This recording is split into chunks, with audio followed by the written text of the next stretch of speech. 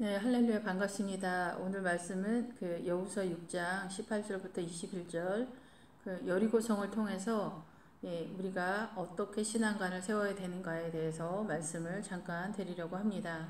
우리가 여리고성을 공격해 들어가는 것은 요단강을 건너간 상태에서 처음으로 공격해 들어가는 성읍에 대한 이야기인데, 이 여리고성은 전체적인 거에서 우리 안에 그 신앙관을 세우는 것에 대한 이야기를 하고 있습니다. 그래서 이 신앙관을 세울 때 주님께서는 너희는 온전히 바치고 그 바친 것 중에서 어떤 것이든지 취하여 너희가 이스라엘 진영으로 바치는 것이 되게 하여 고통을 당하지 않게 아니하도록 오직 너희는 바친 물건에 손대지 마라, 이렇게 이야기를 하고 있습니다.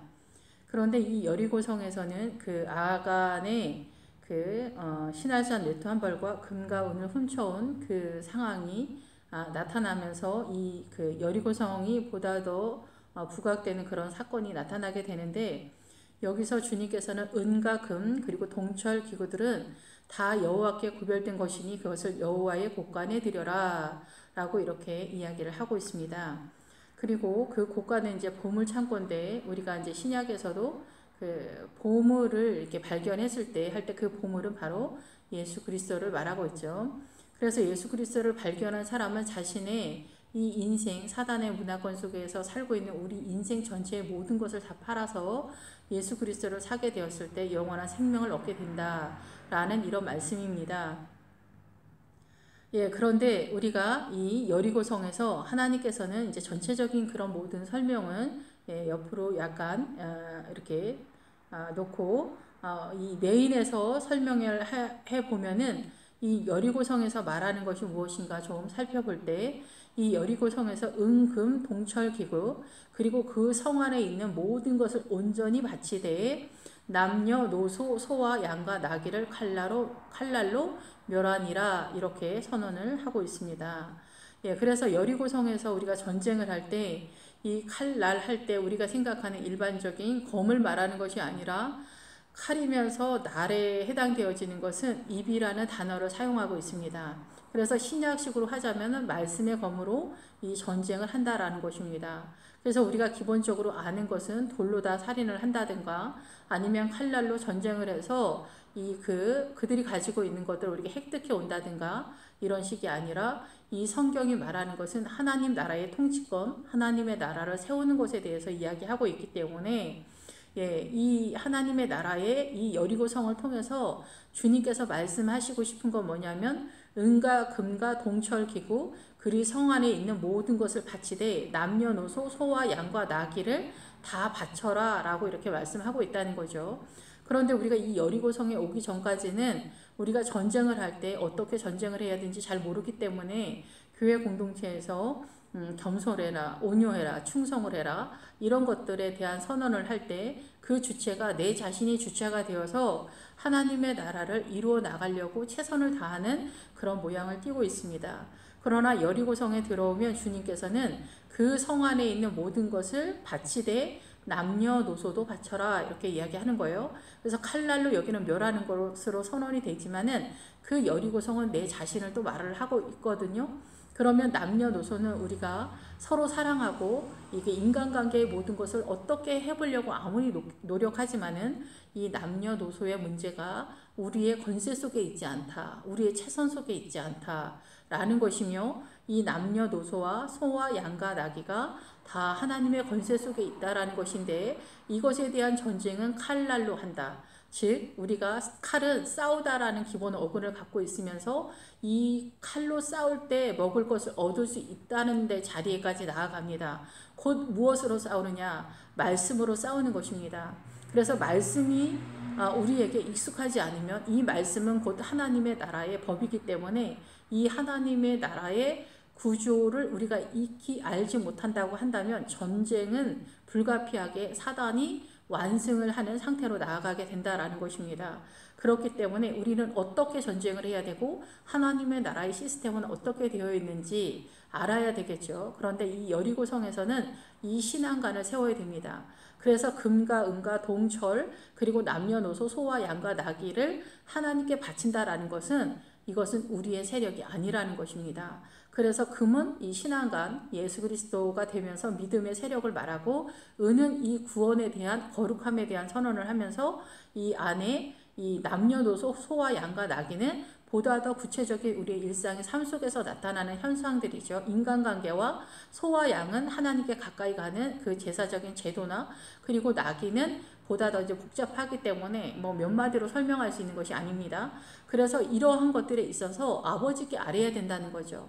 예, 우리가 무작정 최선을 다하고 달려 뛰어나간다고 해서 이 문제가 해결되지 않습니다. 더군다나 신앙생활을 오래 하신 분일수록 이 남녀노소에서 오히려 이 주님과 구세주와 거룩함으로 나아가는 것에 있어서 이 남녀노소 인간관계가 부부지간이나 부모자식간이나 인간관계가 우리 덫이 돼서 이거를 어떻게 풀어야 되는지 우리가 알지 못하기 때문에 많은 사람들이 나가 떨어져 있고 절망을 하거나 포기가 지름길이다 이렇게 이야기를 하면서 전쟁을 하고 있다라고 생각이 됩니다.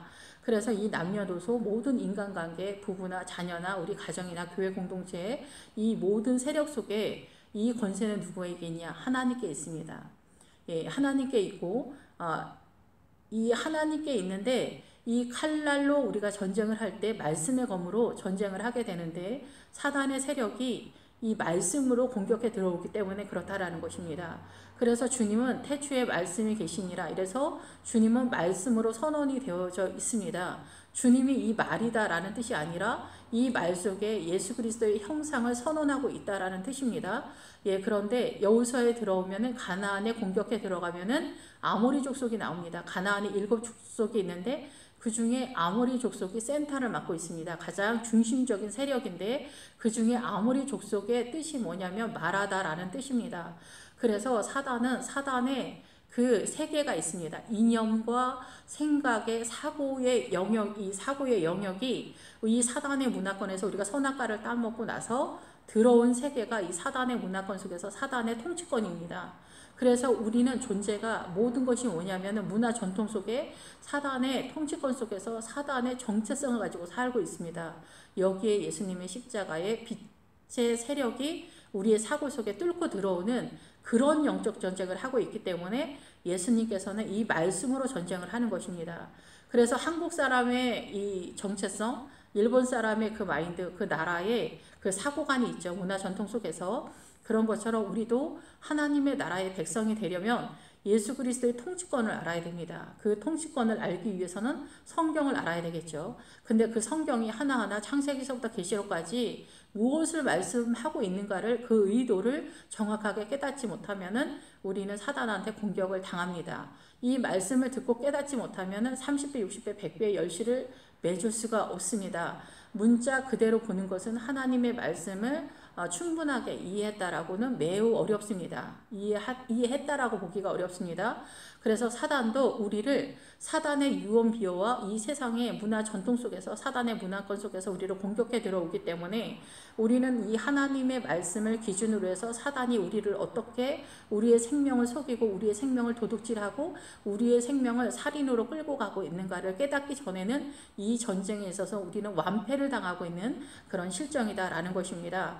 그래서 이 아간의 그 도둑질의 의미에서 금과 은과 신할산 외투 한 번을 살펴보겠지만 우리가 더 많은 부분에서 나가 떨어져 있는 부분이 이 하나님께 온전히 바친 남녀노소에서 우리는 다 추락해 있는 그런 상태다라고 이렇게 생각이 되어서 이 남녀노소 인간관계의 모든 것은 하나님의 권세 속에 있기 때문에 거기에서 집중적으로 사단의 세력이 활동하는 것이 아모리 족속이 활동하고 있습니다. 그 아모리 족속은 가나안의 7 족속 중에서 그 센터를 담당하고 중심 세력인데 이 아모리 족속은 7 성읍 7 왕으로 구성되어 있습니다. 그렇기 때문에 이 아모리 족속이 있다는 것도 잘 모르고 이 아모리 족속이 7 성읍과 7 왕으로 구성되어 있다는 것도 모른다고 한다면 우리는 이 사단의 문화권에서 사단의 문화권의 옳고 그름으로 전쟁을 하기 때문에 우리는 거의 다 지고 있는 전쟁을 하고 있다는 것입니다. 이러한 것들을 일컬어서 주님은 너희가 바알을 섬기고 있고 우상 숭배를 하고 있다라고 말씀을 한다라는 것입니다. 단순히 이스라엘 사람들이 우상 숭배를 적극적으로 했다라는 것이 아니라 우리의 사고 속에서 그렇게 우상적인 사단의 통치권이 그대로 예수 믿는 사람들 속에 그대로 정당하게 우리에게 있다는 거예요. 그래서 이 아모리 족속의 막게다 굴에 이 아모리 족속 5왕이 이 막게다 굴에 숨어 들어가 있는데 그 막게다 굴 뜻이 양우리다, 목자들의 거처다라는 뜻입니다. 그러면 이 사단의 아모리 족속의 5왕은 왜 양우리 속에 있을까요? 이 양우리는 교회 공동체죠. 교회 공동체에서 하나님의 나라를 온전히 세우지 못하도록 사단이 들어와서 자리를 잡고 있다라는 것입니다. 이러한 것들을 깨닫지 못하고 이걸 인식하지 못하고 있다면 사단에게 완전히 우리는 당할 수밖에 없는, 속임을 당하고 기만당하는 그러한 영적 전쟁을 하고 있기 때문에 정말 문제가 아닐 수가 없습니다. 좀 더 복잡한 이야기이긴 한데 기본적인 거에서 이 본문에서 지금 이 시간 말씀드리고 싶은 건 뭐냐면은 이 하나님의 곳간에다가 이 은금 동철 기구 남녀노소 소와 양과 나귀를 다 이 하나님의 곳간에 넣어야 됩니다. 그리고 필요할 때마다 하나님 앞에 받아 써야 됩니다. 만약에 그러지 않을 때는 신천지나 구원파나 뭐 하나님의 성회나 이런 데를 말하는 것입니다. 이 하나님의 교회 이런 데를 말하는 것입니다. 그래서 이러한 부분들을 좀 더 우리가 분명하게 알아야 된다라고 생각이 됩니다. 감사합니다. 샬롬.